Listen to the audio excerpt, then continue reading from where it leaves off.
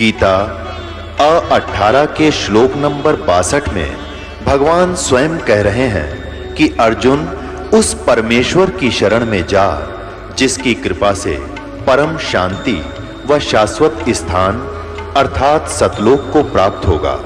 वो परमेश्वर कौन है, कहां है, कैसा है, जानने के लिए कृपया अवश्य सुनिए जगत गुरु तत्वदर्शी संत रामपाल जी महाराज के अमृत वचन।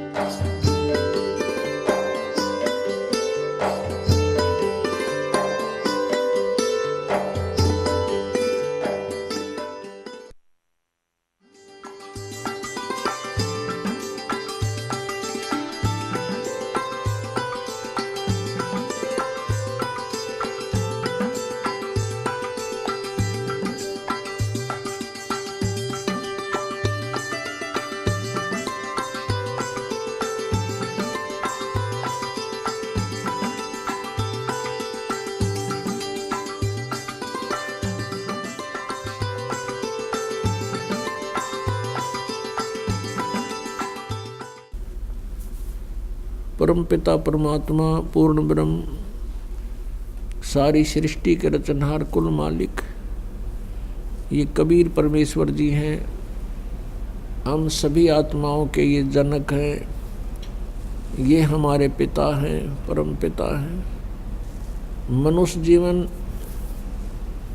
परमेश्वर ने आत्म कल्याण के लिए ही दिया है, लेकिन हम आध्यात्मिक ज्ञान से अपरिचित होने के कारण हमने मनुष्य जीवन का उद्देश्य कुछ अन्य ही मान रखा था।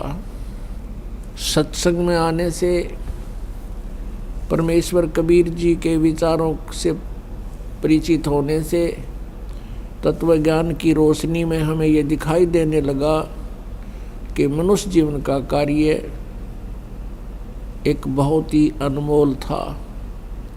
जो हमने किया नहीं, कोशिश हम कर रहे थे तो वो शास्त्र विरुद्ध कर रहे थे, जिसका कोई लाभ नहीं था।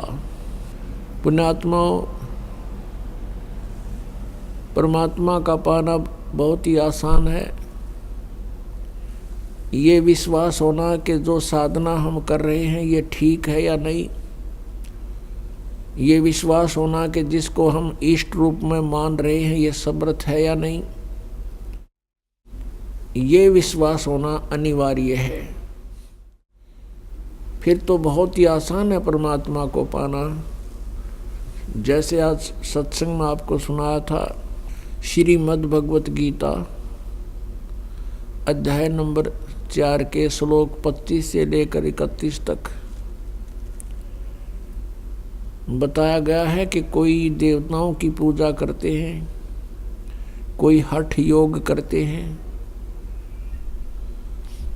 कोई केवल योगासन करते हैं, कोई प्राणायाम ही करके अपना मोक्ष मानते हैं, कोई यज्ञ करते हैं, हवन यज्ञ करते हैं, केवल इसी से कल्याण मानते हैं, कोई तीक्ष्ण अहिंसावादी व्रत रखते हैं, जैसे मुंह के पट्टी बांध के नंगे पैरों घूमना के कोई जीव इंसान ना हो जाए, इसी से मोक्ष मानते हैं। कोई स्वाध्याय ही करके अपना कल्याण समझता है। अब परमेश्वर ने आकर के अपने मुख कमल से बोली अमृतवाणी में ये विस्तार के साथ बताई कि जो साधनाएं आप जी कर रहे हो ये शास्त्र विरुद्ध है, ये साधनाएं करनी चाहिए, ये नहीं करनी चाहिए। कारण क्या रहा कि काल भगवान ने अपनी सूझबूझ से सभी प्राणियों को शास्त्र विधि त्याग कर मनमाने आचरण पर आधारित कर दिया और तत्व ज्ञान छुपा करके अज्ञान भर दिया। उस परमेश्वर का नाम और निशान मिटा दिया। इसलिए परमात्मा अपनी जानकारी देने के लिए स्वयं ही आते हैं। पुण्यात्माओं, सबसे पहले हमने परमात्मा को पहचानना है। उसके बाद तो सिंपल सी बात है, हमें ये पता चल जाएगा कि किन किन महापुरुषों को परमात्मा प्राप्त हुआ, उनकी वे ऑफ वर्शिप कौन सी थी, तो हम आसानी से समझ जाएंगे कि हम भी उन्हीं की तरह साधना करें तो हमारा कल्याण संभव है। पुण्यात्मा, परमात्मा की जानकारी हमें कहाँ से प्राप्त हुई थी? जो बहुत बड़े मंडलेश्वर कहलाते थे, अपना एक विशेष ज्ञान जानते थे, बताते थे। वो कहते थे कि हम वेदों के अतिरिक्त किसी भी सदग्रंथ को सत्य नहीं मानते।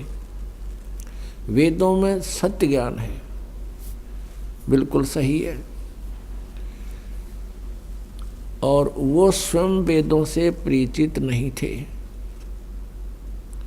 कि ये पवित्र वेद हमें क्या जानकारी देते हैं। इनमें परमात्मा का बाय नेम परिचय है, नाम सहित परिचय है। परमात्मा कैसी लीला करते हैं और वो जानकारी भी वेदों में है, संक्षिप्त में है, कोड वर्डों में है।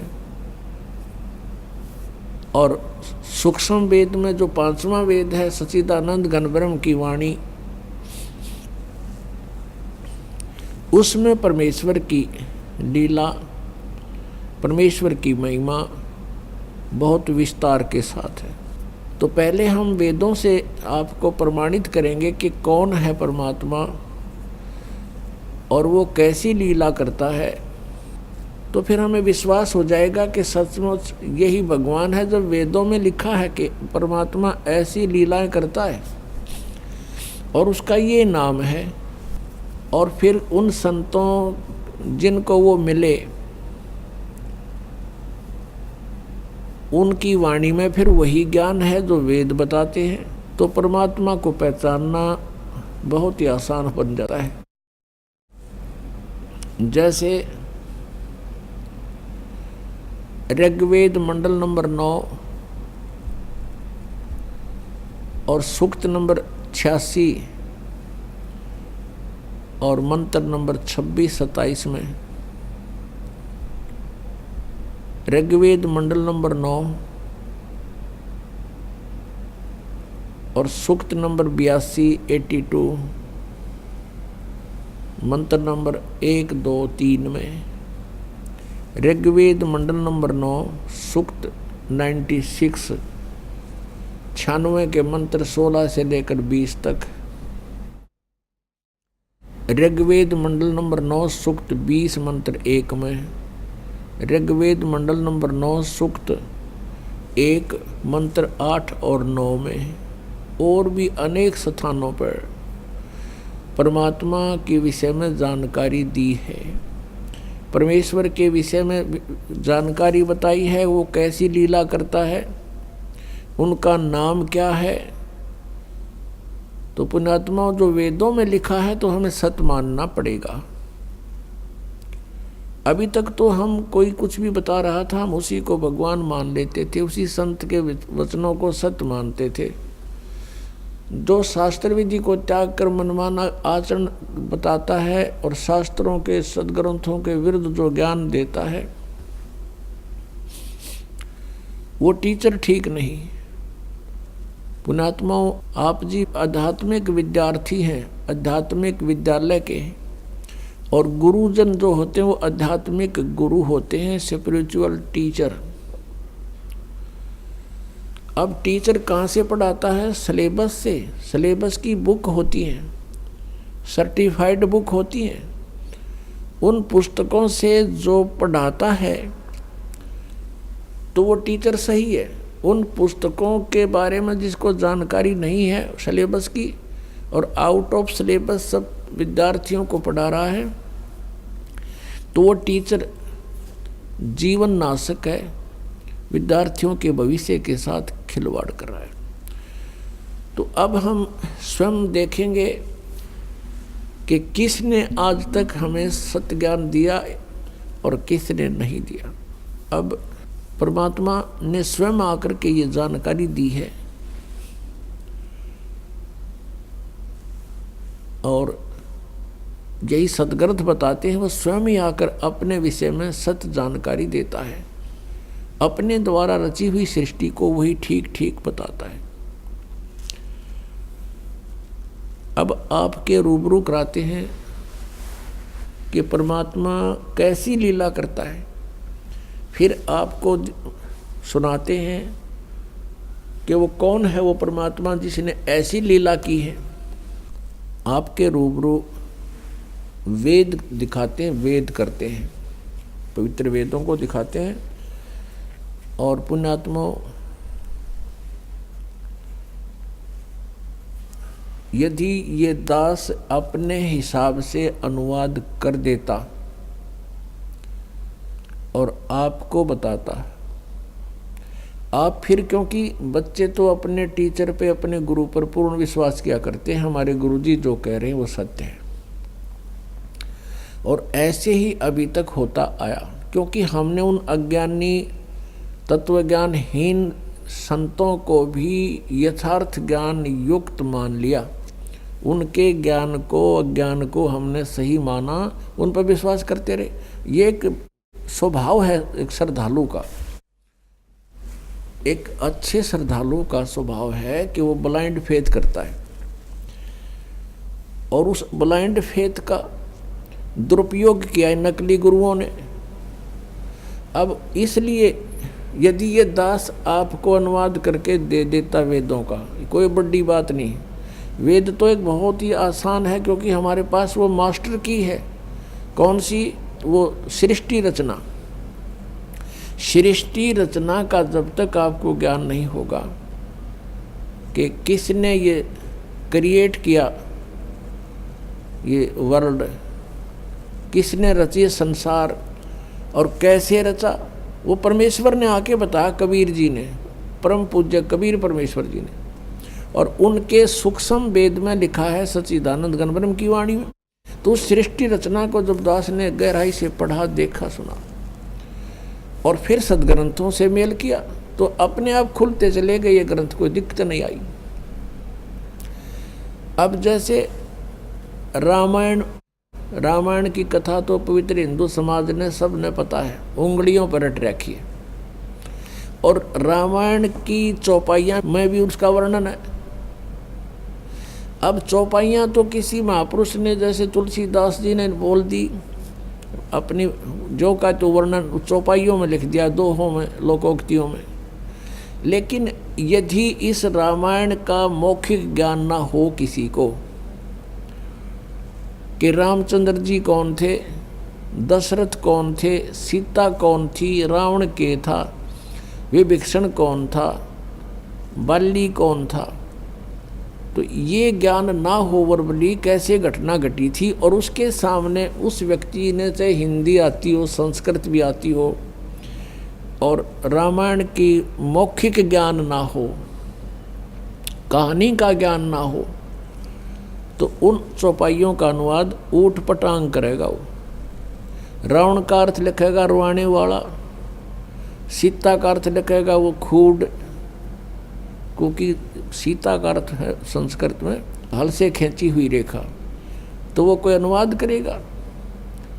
ऐसा ही अनुवाद इन्होंने किया, लेकिन परमात्मा ने कुछ दया बख्शी। ये जो वेददास आपको दिखाने जा रहा है, ये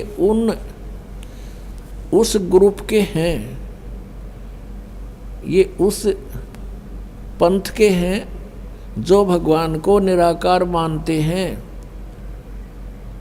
और उन्होंने अनुवाद किया। परमात्मा ने उनकी बुद्धि पर पत्थर डाल दिए, उन्होंने ठीक अनुवाद कर दिया कुछ एक श्लोकों का, और वो करवाया भगवान ने। ना तेड़ंगा करण का ठेका ले रहे थे, ये तो पता नहीं के अनुवाद कर रहे थे।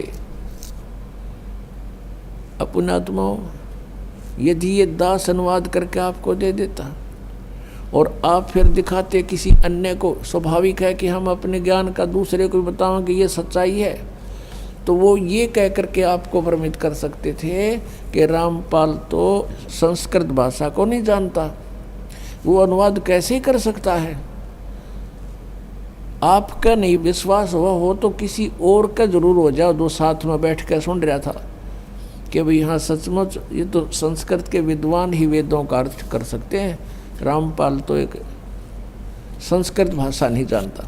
तो यही जो पहले समस्या आई थी जब स्वयं परमेश्वर कबीर देव जी आए थे 600 वर्ष पहले। परमात्मा यह सच्चाई बताया करते, हम ही अलग अला हैं कुतुब गोस और पीर, कि मैं ही और गरीबदास खालिक दनी हमरा नाम कबीर। जैसे तुलसीदास जी ने रामायण लाखों वर्ष पहले की बीती हुई रामायण को एज इट इज श्लोकों में दोहों में लिख दिया जो आज हमें मान्य है, ऐसे ही आदरणीय गरीबदास साहिब जी ने परमात्मा से परिचित होकर के उनसे प्राप्त दिव्य दृष्टि से हजारों वर्ष पहले, लाखों करोड़ों अरबों वर्ष पहले की जो घटनाएं थी अपनी वाणी में लिपिबद्ध करवा दी, जो आज हमारे पास उपलब्ध है। और वो परमात्मा की महिमा सदग्रंथों में उपलब्ध है, वेदों में। तो इसलिए परमेश्वर की असीम रजा अपने ऊपर कि इन निराकार मानने वालों के कर कमलों से ही लिखवा दिया कि भगवान साकार है, एक स्थान पर रहता है, वहाँ से गति करके आता है और अच्छी आत्माओं को मिलता है। ये मालिक की कृपा है, कबीर परमेश्वर की आपके ऊपर विशेष रजा है। अन्यथा ये दास कुछ बताता तो विश्वास कम होता, क्योंकि भगवान ने आके स्वयं कहा था 600 वर्ष पहले कि हम ही अलख अला हैं कुतुब गोस और पीर, गरीबदास खालक धनी हमारा नाम कबीर। जैसे तुलसीदास की वैसे छाप लगती है, तो गरीबदास जी कह रहे हैं कबीर साहब ये बताया करते हम ही खालक धनी, पूरे संसार के हम कुल मालिक हैं और मेरा नाम कबीर। अब देखिएगा ऋग्वेद मंडल नंबर 9 आपको दिखाते हैं। ऋग्वेद मंडल नंबर 9 10 से इकट्ठे ही जल्द है, अनुवादित है। ये देखिएगा, प्रकाशक है सार्वदेशिक आर्य प्रतिनिधि सभा, महर्षि दानंद भवन, रामलीला मैदान, नई दिल्ली। ये इनके फ़ोन और फैक्स नंबर हैं। ये झूठे भी निरे थे। इन्होंने लिखा है कि महर्षि दानंद सरस्वती कृत, यानी महर्षि दानंद ने इसका अनुवाद किया, इनका कहना, लेकिन ये इन्होंने झूठ लिखा है। मुद्रक Prince offset printers 1510 Pataudi house, Daryaganj, नई दिल्ली। फ़ोन नंबर इतने रहते हैं। अब इन झूठों की थोड़ी सी झूठ और दिखाते हैं। इन्होंने जो ये लिखा है कि ये महर्षि दानंद के द्वारा अनुवादित है 9-10 मंडल, ऐसा नहीं है। ये दानंद का नाम इसलिए लिखा करते थे कि इसके नाम से ये वेद इनके बिक जाया करते हैं, और श्रद्धालु ये देख कर के किसके अनुवादित हैं, अनुवादकर्ता कौन है, महर्षि दानंद है, तो आँख मीच के ले जाया करते। दानंद अगर अनुवाद करता तो इसका उड़ंगा कर जाता, वो तो कति भट्ठा बैठाने का ठेका ले रहा था। अब देखिएगा, इस पे स्पष्ट किया है, यह एक ऋग्वेद का भाषा भाष्य है। ऋग्वेद भाष्य महर्षि दानंद सरस्वती, संपादक दानंद अर्पण, विश्व मानव परिषद पंजीकृत 46/5 सामुदायिक केंद्र, पूर्वी कैलाश, नई दिल्ली, ऐसे ऐसे। और ये कहाँ से छपी है? वेद सब सत्य विद्याओं का पुस्तक है महर्षि दानंद। दानंद का मानना है कि वेद में जो लिखा वो सत्य है, ठीक है। ये कहाँ से छपा है? प्रकाशक विश्व मानव उत्थान परिषद पंजीकृत, ये तो आपने पढ़ लिया। मुद्रक हैं कंपू डाटा सर्विसेज, नई दिल्ली, ये ऐसे ऐसे। अब इसकी जिल्द पर इन्होंने लिखा है, देखना यहाँ भाष्यकार कौन है इस ऋग्वेद के, कौन कौन है? महर्षि दानंद सरस्वती, मंडल 1 से 6, बस महर्षि दानंद जी ने तो मंडल 1 से 6 मंडल का अनुवाद किया था, फिर इसकी मृत्यु हो गई थी। उसके बाद किसने किया? श्रीपाद दामोदर 7 से लेकर 10 मंडल। और इन्होंने जब 9-10 पर यह लिखा है कि महर्षि दानंद कृत, अभी आपको फिर दिखाएंगे वही ऋग्वेद जो 9-10 मंडल है, ये सर्वदेशिक आर्य प्रतिनिधि सभा दिल्ली से प्रकाशित है। तो इन्होंने झूठा लिखा है इसके ऊपर कि ये महर्षि दानंद ने अनुवाद किया, नहीं। इसके अनुवाद करता ही आपको दिखा दिए, श्रीपाद दामोदर 7 लेकर, इन्होंने 7 से लेकर 10 मंडल तक, 7, 8, 9, 10, 4 मंडल का अनुवाद उन्होंने किया। दानंद जी ने तो केवल 1 से लेकर 6 तक रखा। ये देखिए, इन्होंने इस पर महर्षि दानंद की फीत ला दी कि इसके नाम तो ये व्याख्या करता, ना तो व्याख्या ना हो इनका। ये वही है जो अभी आपको दिखाया। और ये लिख दिया महर्षि दानंद सरस्वती कृत आर्य भाषा भाष्य, अनुवाद कह दानंद ने कराया। अब हम अपने काम की बात पर आते हैं। ऋग्वेद मंडल नंबर 86 का ये है, ऋग्वेद मंडल नंबर 9 सूक्त 86 और इसका मंत्र 26। इसमें क्या कहा कि यज्ञ करने वाले यजमानों के लिए, पदार्थ है, इनका अर्थ किया इन्होंने, यज्ञ करने वाले यजमानों के लिए परमात्मा, इसका अर्थ है जो धार्मिक अनुष्ठान करने वाले यजमान माने भक्तों के लिए परमात्मा सब रास्तों को सुगम करता हुआ उनके विघ्नों को मर्दन करता है, उनके सब विघ्न नाश करता है, संकटों का नाश करता है और उनको पवित्र करता हुआ और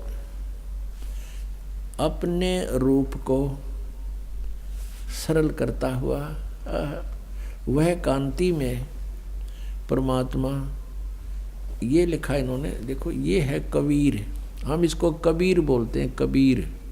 इन्होंने इसके 2 हिस्से कर दिए, यू कवि बना दिया, कवि ही।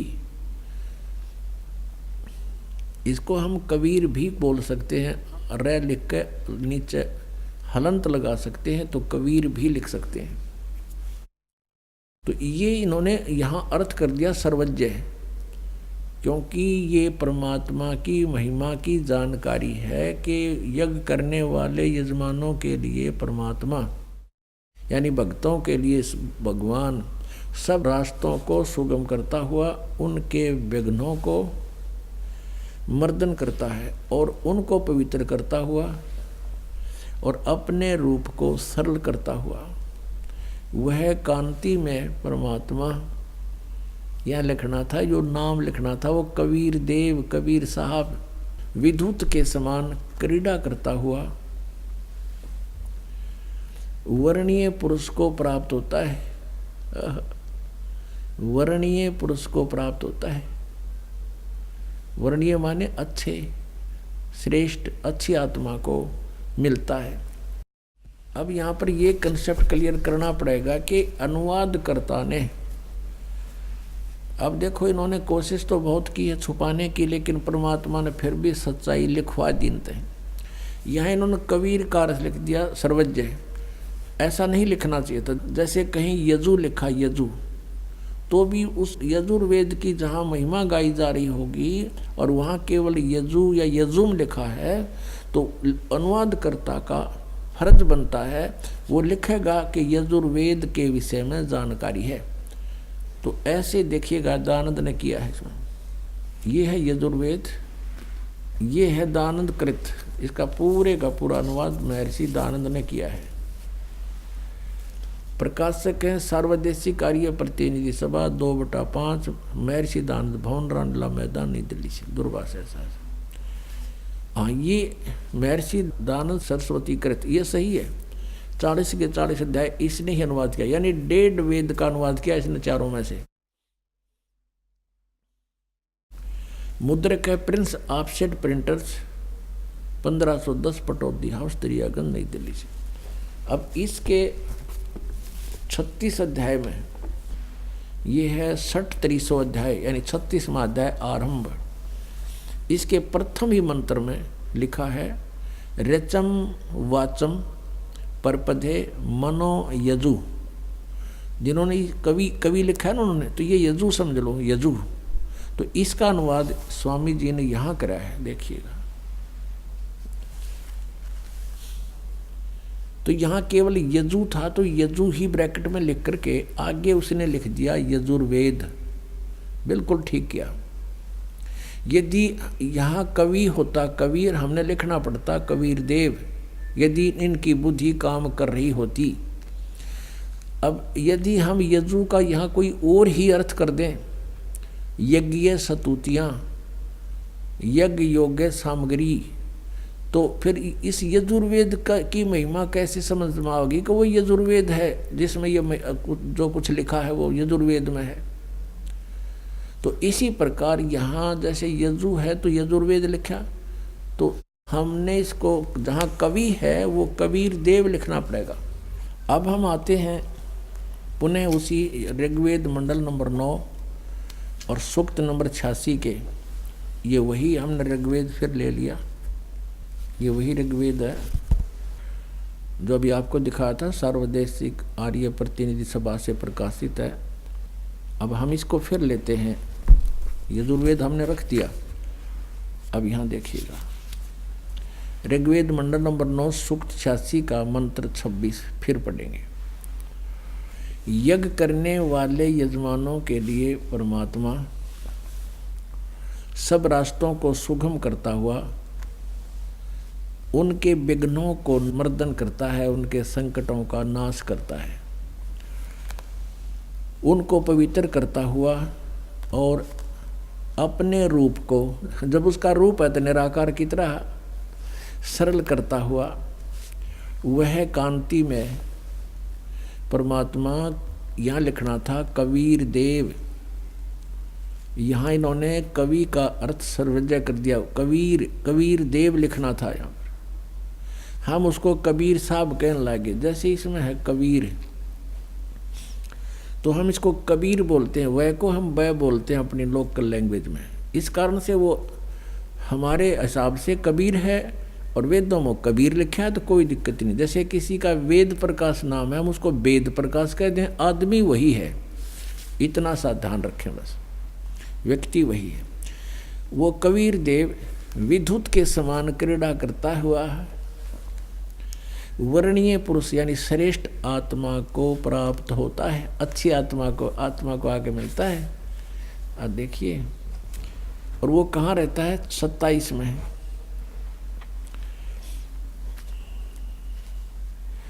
जो परमात्मा ध्यूलोक मनुष्य तेजों में सतलोक के तीसरे पृष्ठ पर विराजमान है, यानी एक स्थान पर बैठा है वो भगवान अपने आत्माओं, जिसके ये अनुवाद करता है जिस ग्रुप के, यानी आर्य समाज प्रवर्तक महर्षि दयानंद का अपना सिद्धांत साथ में थोड़ा सा दिखाते हैं। वो भगवान को कैसा बताते हैं देखिएगा, उनके द्वारा अपने अनुभव की रची हुई पुस्तक सत्यार्थ प्रकाश, इसका नाम है सत्यार्थ प्रकाश, और ये है महर्षि दयानंद सरस्वती। और ये देखिएगा इनका जीवन काल है सन 1824 से सन 1883 तक, 68 साल रहे ये, 59 ईयर। अब ये है सत्यार्थ प्रकाश। इसके विषय में क्या लिखा है दयानंद ने कि वेद आदि विविध सद शास्त्र प्रमाण और संवित है। किसने कि इस ये जो सत्यार्थ प्रकाश की रचना की गई है वेद आदि विविध सद ग्रंथों के प्रमाणों से ली गई है।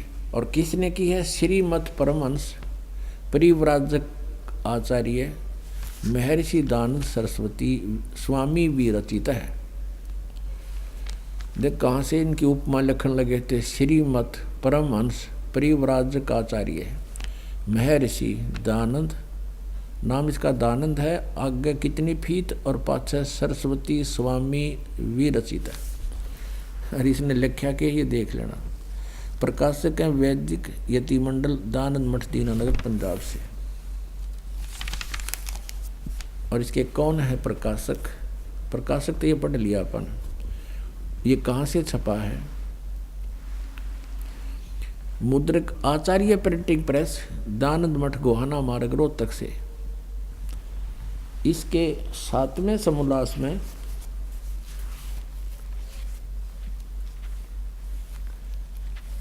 परमात्मा कैसा है, यह है 7वां समोल्लास और सत्यार्थ प्रकाश। इसके पृष्ठ नंबर 154 पे किसी ने प्रश्न किया कि ईश्वर साकार है व निराकार? स्वामी जी ने उत्तर दिया निराकार, ठीक, जिसका कोई आकार नहीं होता। अब यहाँ 155 पर देखें, किसी ने प्रश्न किया परमेश्वर की स्तुति, प्रार्थना, उपासना करनी चाहिए व नहीं?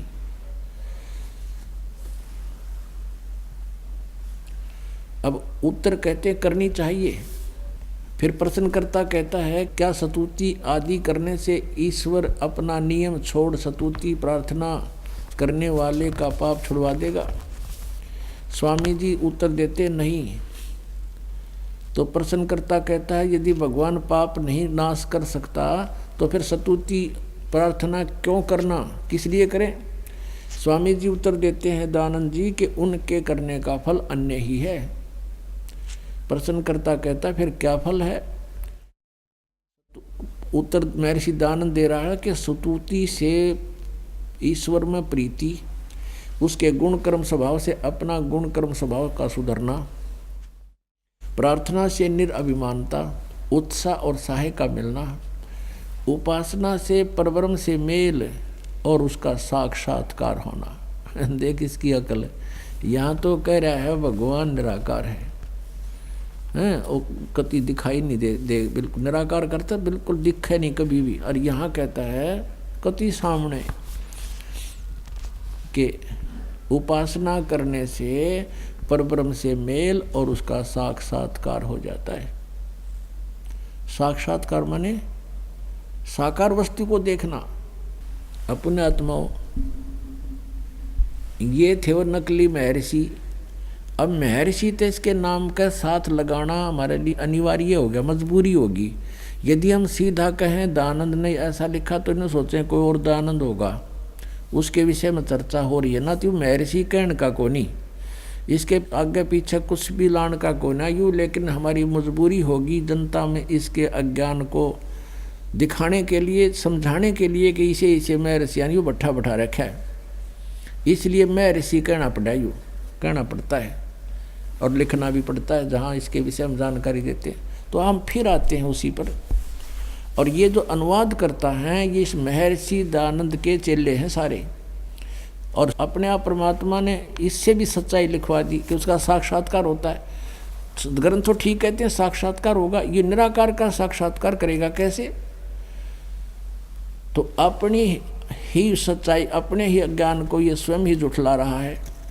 और वेद इसके विषय में सच्चाई बता ही रहे हैं कि वो एक देश में रहता है, एक स्थान पर रहता है।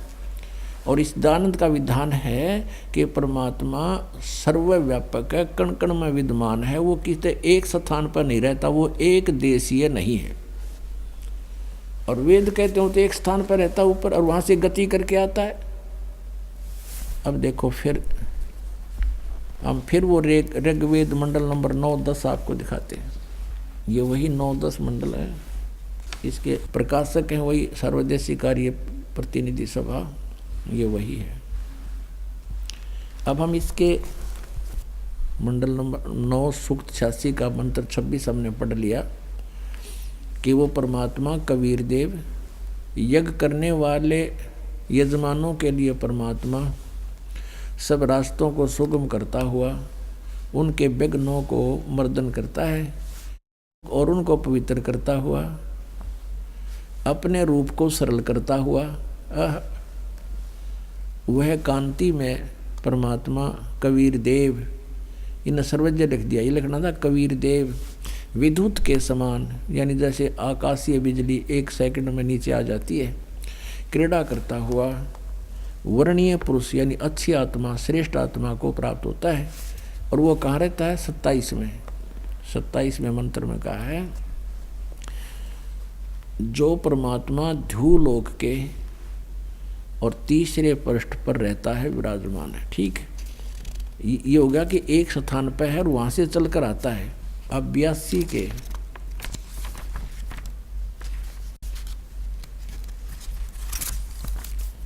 ऋग्वेद मंडल नंबर 9 सूक्त 82 का 82 का और मंत्र नंबर 1, यू एक मंत्र है। जो सर्व उत्पादक प्रभु प्रकाश रूप सद्गुणों की वृष्टि करने वाला, पापों के हरण करने वाला है, वह है राजा के समान, राजेव।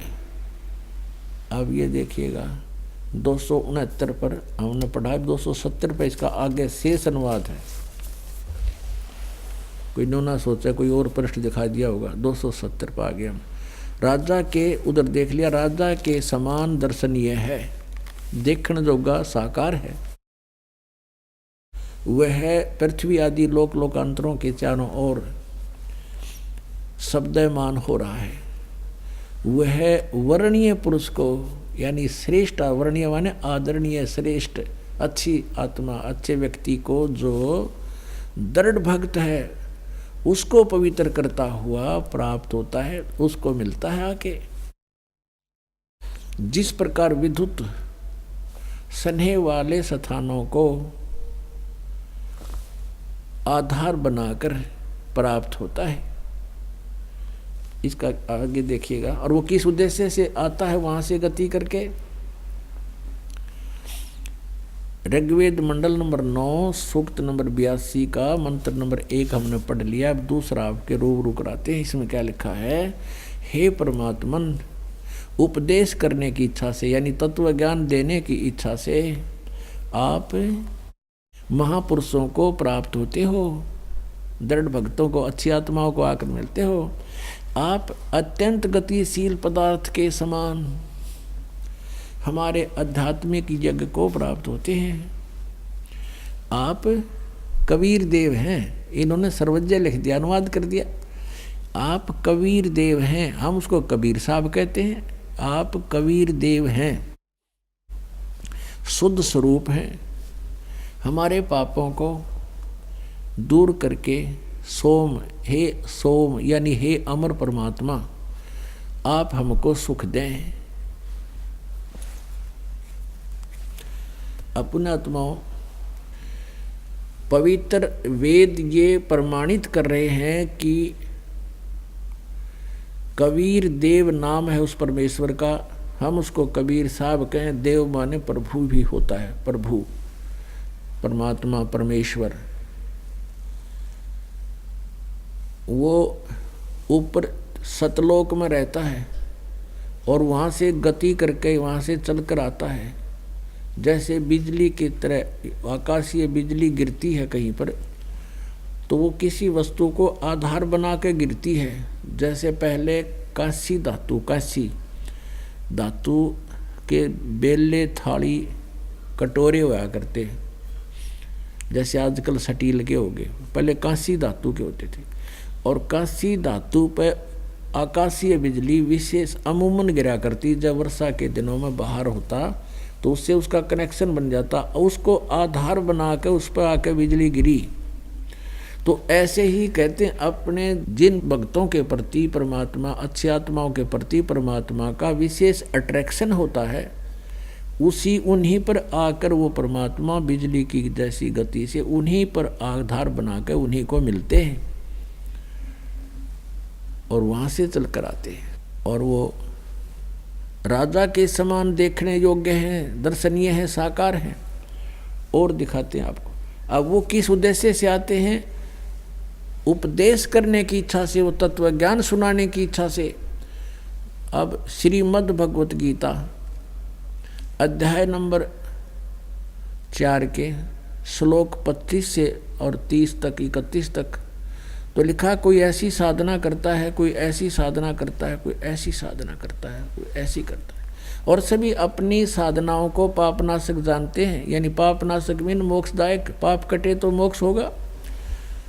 फिर चौथे अध्याय के 32वें श्लोक में कहा है कि सच्चिदानंद घन ब्रह्म की वाणी में वो सभी ज्ञान विस्तार से कहा गया है, यज्ञों की जानकारी। अब आपको श्रीमद् भगवत गीता दिखाते हैं। पुण्यात्माओं, आप एक पेट के लिए, एक रोजी रोटी के लिए अपने बच्चों को, बेटे और बेटियों को 14, 15, 16 वर्ष पढ़ाते हो, किस लिए कि इसका गुजारा चल जा, रोजगार हो जा। पढ़ा दिया बच्चा, नौकरी लग गया, नौकरी लगते एक्सीडेंट में मृत्यु होगी, बता क्या हाथ लग गया हमारे। और ये है वो असली पढ़ाई जो बच्चों को हमने पढ़ानी चाहिए थी। आप आवे साथ में गेल बालकान लावे, और ये पुस्तक घर पे भी विद्यमान है, सीडी सबके पास उपलब्ध है, सीडी प्लेयर है, डीवीडी ले जा और बैठ कर 2 घंटे बच्चा के साथ बैठावे। अब देखो अमृत बरस रहा।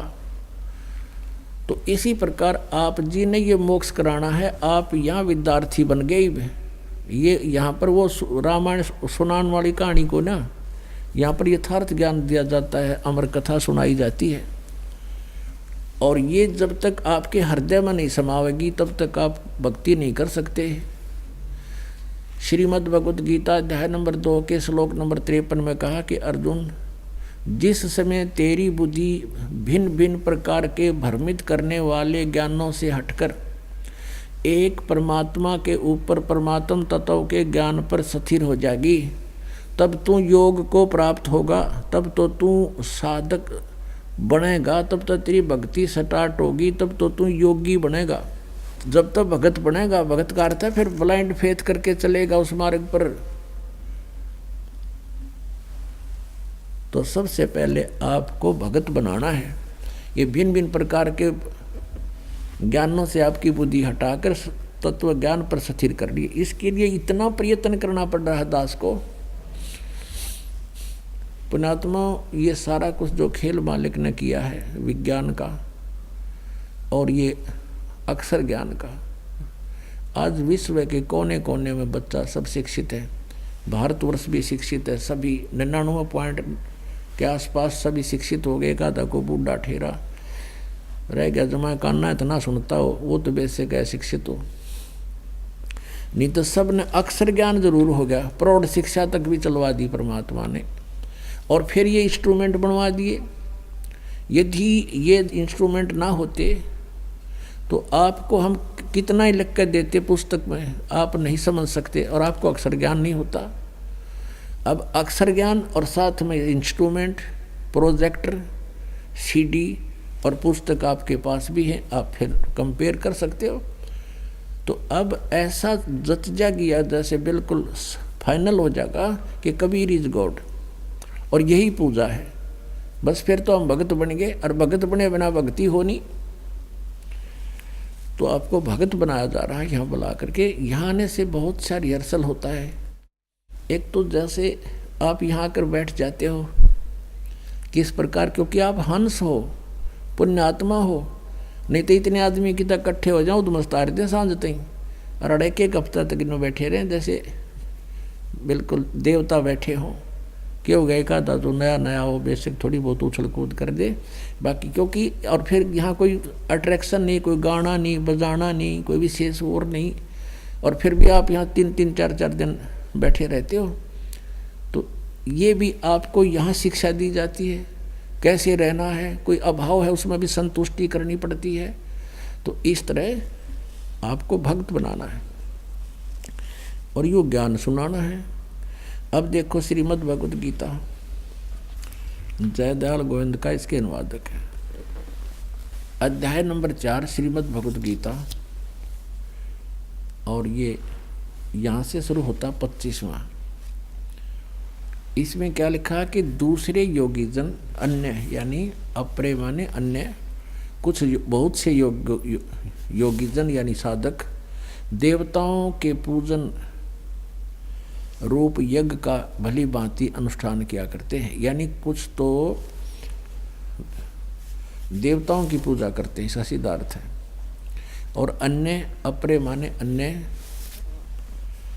ब्रह्म अग्नौ यानी ब्रह्म की पूजा करते हैं, इसका सीधा सा अर्थ ये समझना, पर ब्रह्म नहीं, ब्रह्म यज्ञ के द्वारा ही आत्म रूप यज्ञ का हवन किया करते हैं। अन्य योगीजन, ये 26 है, चौथे जाएगा 26वां श्लोक। अन्य योगीजन श्रोत्र आदि समस्त इंद्रियों को संयम रूप अग्नि में हवन किया करते हैं। दूसरे योगीजन शब्द आदि, यदि शब्द सप्रस रूप रसगंध इनके आधार से समस्त विषय इंद्रियों में हवन किया करते हैं। और दूसरे, ये 27 है, दूसरे योगीजन इंद्रियों की क्रियाओं को, प्राणों की समस्त क्रियाओं को ज्ञान से प्रकाशित आत्म संयम योग रूप अग्नि में हवन किया करते हैं। इसका अर्थ क्या है कि कुछ केवल अपने श्वासों को आता जाता देखते रहते हैं और इसी को मोक्ष मान, जैसे कुछ ऐसे बताते हैं। एक व्यक्ति बता रहा था कि हमारे गुरुजी एक योगी क्रिया बताते हैं कि तुम आंखें बंद करके बैठ जाओ और ध्यान रखो श्वास बाहर आ रहा है, श्वास अंदर जा रहा है। बस ये ध्यान रखो कि श्वास बाहर आ रहा है, अंदर जा रहा है। ये प्राणों की क्रिया देखते रहो कि यो तुम्हारा ध्यान लगा रहेगा कि श्वास बाहर आ गया और अंदर भी ले लिया। बताइए कि ये ना ध्यान लाओगे जब भी आ रहा है और जा रहा है, इसका क्या अर्थ होया? तो कहते हैं इस तरह की साधनाएं कर रहे हैं ये लोग। अब देखिएगा अध्याय नंबर 4 का आपने 27 पढ़ दिया, 28 पढ़ाते हैं। अध्याय गीता अध्याय नंबर 4 का आपने 27 पढ़ दिया। दूसरे योगीजन इंद्रियों की संपूर्ण क्रियाओं को, प्राणों की समस्त क्रियाओं को, यानी श्वास है, श्वासा के ऊपर इंद्रियों, सारी ज्ञान इंद्रियों को लगा लेते हैं। ज्ञान से प्रकाशित आत्म संयम योग रूप अग्नि में हवन किया करते हैं। 28 में कई द्रव्य यज्ञ संबंधी यज्ञ करने वाले हैं, यानी जैसे कि तब भंडारा करा दिया, कोई मंदिर का लठ गड़वा दिया, कि तब कुछ और छोटे मोटा दान कर दिया, तो कहते द्रव्य यज्ञ करते हैं। बस इसी से अपनी संतुष्टि मान लेते हैं कि तब गौ धर्मशाला बनवा दी। और फिर तपस्या यज्ञ रूप करने वाले कुछ तप करते हैं, तथा दूसरे कितने ही योग रूप हवन करने वाले वो केवल योग आसन करते हैं, ऊपर न पैर नीचे न सिर कर लिया, खड़े रहे। और कितने ही अहिंसावादी तीक्ष्ण व्रतों से युक्त यतनशील पुरुष स्वाध्याय रूप ज्ञान यज्ञ करने वाले हैं। और कुछ कितने ही तो अहिंसा, जैसे मुंह पर पट्टी बांध कर नंगे पैरों घूमना, भाई कोई हिंसा ना हो जाए, जीव ना मर जाए। और कुछ केवल स्वाध्याय करते हैं, ज्ञान यज्ञ करते हैं। स्वाध्याय माने ज्ञान, स्वाध्याय ज्ञान यज्ञ है, स्वाध्याय को ज्ञान यज्ञ कहते हैं करने वाले। 29 में और 30 में कहा है दूसरे कितने योगीजन अपान वायु में प्राणवायु को हवन करते हैं, वैसे ही अन्य योगीजन प्राणवायु में अपान वायु, यानी अपने अंदर क्रियाओं से अंदर की वायु को ऊपर नीचे अपना अभ्यास से करते रहते हैं। अन्य कितने ही नियमित आहार करने वाले हैं, कुछ केवल फल आहार ही करते हैं, बहुत कम आहार करके अपना संयम करते हैं। कुछ प्राणायाम ही करते हैं, प्राणायाम प्राण पुरुष प्राण और अपान की गति को रोककर प्राणों को, श्वासों को प्राणों में हवन किया करते हैं। ये सभी साधक योग द्वारा पापों का नाश कर देने वाले यज्ञों को जानने वाले हैं। इसका अर्थ ये है कि ये सभी अपनी अपनी साधनाओं को यज्ञों द्वारा पापों का नाश करने वाले यज्ञों को जानने वाले हैं। इनकी जो साधना है ये समझ रहे हैं कि हम ये पाप नाश करने वाली है हमारी साधना। 31 में कहा है, हे कुरुश्रेष्ठ अर्जुन, यज्ञ से बचे हुए अमृत का अनुभव करने वाला योगी जन सनातन परम ब्रह्म, सनातनम ब्रह्म, सनातन ब्रह्म यानी तत्व ब्रह्म, परम अक्षर ब्रह्म को प्राप्त होता है। यज्ञ से बचे हुए यानी धार्मिक शास्त्र अनुकूल साधना करने वाला, इसका अर्थ ये शास्त्र अनुकूल साधना करने वाला व्यक्ति ही उस सनातन परमात्मा को प्राप्त होते हैं। यज्ञ न करने वाले पुरुष के लिए अयज्ञस्य, तो यह मनुष्यलोक भी नहीं सुखदायी नहीं तो परलोक कैसे सुखदायी हो सकता है। यानी 31 में कह दिया जो भक्ति साधना नहीं करते वो तो बिल्कुल सारे बिरान माटी होगी उनकी तय। अब 32 में कमाल कर दिया है, चौथे अध्याय का 32वां श्लोक। इस प्रकार और भी बहुत तरह के यज्ञ इन्होंने यहाँ गड़बड़ कर दी। ब्रह्मण मुखे लिख दिया वेद की वाणी में। वेद की वाणी तो ये ब्रह्म बता ही रहा है गीता में, ये लिखना था सच्चिदानंद घन ब्रह्म की वाणी में। मुखे माने उनके मुख कमल से उच्चरित वाणी में।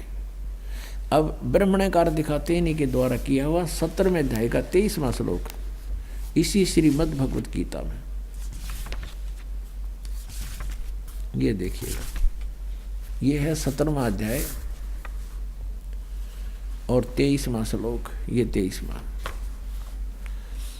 ओम तत्सत इति निर्देश है ब्रह्मण त्रिविध समर्थ है। ब्रह्मण का अर्थ इन्होंने किया है, ब्रह्मण माने सच्चिदानंद घन ब्रह्म का, यानी परम अक्षर ब्रह्म का। ओम ओम तत् तत् सत सत, ऐसे यह 3 प्रकार का त्रिविध है सच्चिदानंद घन ब्रह्म का नाम कहा है। यानी ब्रह्मण माने सच्चिदानंद घन ब्रह्म, यानी परम अक्षर ब्रह्म, पूर्ण परमात्मा। गीता ज्ञान दाता अपने से अन्य के विषय में कह रहा है। हम फिर आते हैं वापस चौथे अध्याय के, अब फिर 32वें श्लोक में। ये बंदी छोड़, कैसा अनमोल ज्ञान हरि ने किसा भट्ठा बैठाए रखा है। एवं बहुविधा यज्ञ वित्तता ब्रह्मण मुखे, वित्तता माने विस्तार के साथ है। ब्रह्मण मुखे सच्चिदानंद घन ब्रह्म के मुख से उच्चरित अमृतवाणी में कर्मजान विधितान सर्वान एवं ज्ञातवा विमोक्ष से। अब पढ़िए, इस प्रकार और भी बहुत तरह के यज्ञ, यहाँ लिख देना सच्चिदानंद घन ब्रह्म अर्थात परम अक्षर ब्रह्म पूर्ण परमात्मा की मुखे माने मुख से उच्चरित वाणी, मुख से उनके मुख से उच्चरित वाणी में विस्तार से कहे गए हैं। उन सब को तू कर्म जान, मन इंद्रिय और कर्म और शारीरिक क्रियाओं के द्वारा संपन्न होने वाले जान, यानी वो अपने स्वाभाविक कर्म करते करते ही उनको किया जाता है। इसका अर्थ ये बना है, इस प्रकार ज्ञात हुआ, इस प्रकार जानकर, इस प्रकार तत्व से जानकर उनके अनुष्ठान माने भक्ति क्रिया साधनाओं के से द्वारा तू कर्म बंधन से सर्वथा मुक्त हो जाएगा। इसका अर्थ है कि तू उनको जानकर विधित एवं ज्ञातवा विमोक्ष से, यानी पूर्ण रूप से मुक्त हो जाएगा। इस ज्ञान को समझने के बाद तू बिल्कुल उनके उस पर फिर उसमें लिखे अनुसार साधना करने से, अनुष्ठान करने से तो पूर्ण रूप से मुक्त हो जाएगा। फिर ये तत्व ज्ञान है जो सच्चिदानंद घन ब्रह्म की वाणी में लिखा है। अब यहाँ बताया है चौथे अध्याय के 34वें श्लोक में। अब उस ज्ञान को जो सच्चिदानंद घन ब्रह्म की वाणी में लिखा है, उस ज्ञान को तू तत्वदर्शी ज्ञानियों के पास जाकर समझ, उनको भली भांति दंडवत प्रणाम करने से, उनकी सेवा करने से और कपट छोड़कर सरलता पूर्वक प्रसन्न करने से वे परमात्म तत्व को भली भांति जानने वाले तत्वदर्शी न है, तत्वदर्शी संत ज्ञानी महात्मा तुझको तत्व ज्ञान का उपदेश करेंगे। पुण्यात्माओं, हम फिर वहीं आते हैं, ये ऋग्वेद मंडल नंबर 9 और वही आपको फिर दिखाते हैं। श्रीमद् भगवद गीता हमने रख दी है और ये दान वाले भक्तों का अनुवाद है। इसमें क्या लिखा है? ऋग्वेद मंडल नंबर 9 सूक्त 86 के मंत्र 26-27 और ऋग्वेद मंडल नंबर 9 सूक्त 82 के मंत्र 1-2 में आपने पढ़ लिया कि वो परमात्मा पापनाशक है और ऊपर तीसरे मुक्ति धाम में रहता है, वहाँ से गति करके चल के आता है। वहाँ से गति करके चल कर आता है, अच्छी आत्मा को मिलता है और वो राजा के समान दर्शनीय है, देखने जोगा साकार है। और उद्देश्य क्या उसका आने का? वो उपदेश करता है, तत्व ज्ञान का प्रचार करता है। अब फिर देखिए एक बार, ये तो पुण्यात्माओं ये समझ लो आपने अमृत पीना है और जितनी बार पिया जाए उतना ही थोड़ा है। ऋग्वेद मंडल नंबर 9 सूक्त नंबर 86 बहुत आसानी से समझ में होगा। और 26 मंत्र यज्ञ करने वाले यजमानों के लिए, यानी साधना करने वाले, वो यज्ञों का जिक्र आ गया ना। यज्ञ माने धार्मिक अनुष्ठान करने वाले भक्तों के लिए, यजमान माने भक्तों के लिए परमात्मा सब रास्तों को सुगम करता है हुआ, उनके विघ्नों को मर्दन करता है, उनके सब दुखों का निवारण करता है और उनको पितर करता हुआ और अपने रूप को सरल करता हुआ। अब सतलोक में परमात्मा जहाँ वो एक स्थान पर रहते हैं, एक रोमकूप में, ये एक रोमकूप है, इसमें करोड़ सूर्य और करोड़ चंद्रमा मिला दे, ऐसा ये एक रोमकूप की रोशनी है परमात्मा की। ये बाल का छिद्र जो बोलते हैं इसको रोमकूप कहते हैं। तो उसमें इतनी तेज है, करोड़ सूर्य करोड़ चंद्रमा मिला दे तो हम उसको देख नहीं सकते। अगर वो न्यू का न्यू यहाँ जाते हैं, अपने उस रूप को हल्के तेज पुंज का बना कर आते हैं, यानी मनुष्य हमारे जैसा ही मिलता जुलता सा, लेकिन फिर भी उनका शरीर बहुत अच्छा औरों से निखरा हुआ होता है। तो अपने रूप को सरल करता हुआ वह कांति में परमात्मा कबीर देव, यहाँ लिखना था कबीर देव विद्युत के समान क्रीड़ा करता हुआ पहुँचूंगा छिन्न एक में, सन एक क्षण में परमात्मा कहते हैं मैं एक क्षण में आ जाता हूँ। वर्णीय पुरुष को प्राप्त होते हैं और वो परमात्मा अब 27 में ऋग्वेद मंडल नंबर 9 सूक्त नंबर 26 का, ऋग्वेद मंडल नंबर 9 सूक्त नंबर 86 का मंत्र 26 पढ़ा। आप 27 में देखिए, जो परमात्मा ध्रुवलोक के तीसरे पृष्ठ पर विराजमान है, वह परमात्मा ध्रुवलोक के तीसरे पृष्ठ पर विराजमान है और वहाँ से गति करके आता है। अब देखना उद्देश्य क्या होता है उसका। ऋग्वेद मंडल नंबर 9 और सूक्त नंबर 82, सूक्त नंबर 82 का अब हम नीचे आते हैं, मंत्र नंबर 1 सर्वोत्पादक प्रभु यानी सबकी उत्पत्ति करने वाला भगवान, प्रकाश रूप तेजो में रूप वाला, उसका तेजो में शरीर है, सद्गुणों की वृष्टि करने वाला, पापों का नाश करने वाला, पापों को के हरण करने वाला, वह राजेव राजा के समान। ये राजेव राजा के ये 269 पृष्ठ पर, ये 270 पर पढ़ाएंगे आपको, के समान दर्शनीय है, देखने जोगा दर्शनीय माने साकार। और वह है पृथ्वी आदि लोक लोकांतरों के चारों ओर शब्दमान हो रहा है। वह वर्णीय पुरुष को जो दृढ़ भक्त है उसको पवित्र करता हुआ उसको प्राप्त होता है, मिलता है। जिस प्रकार विद्युत आकाशीय बिजली स्नेह वाले स्थानों को आधार बना के प्राप्त होता है। अच्छा यहाँ देखना उसका उद्देश्य क्या है। ऋग्वेद मंडल नंबर 9 सूक्त नंबर 82 पर आ गई। हम पहला मंत्र पढ़ दिया, दूसरा और पढ़ाते हैं।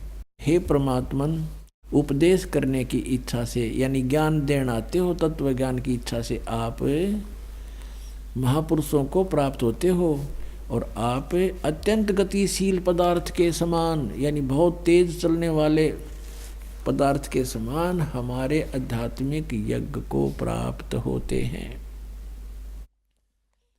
आप कबीर देव हैं, आप कबीर देव हैं।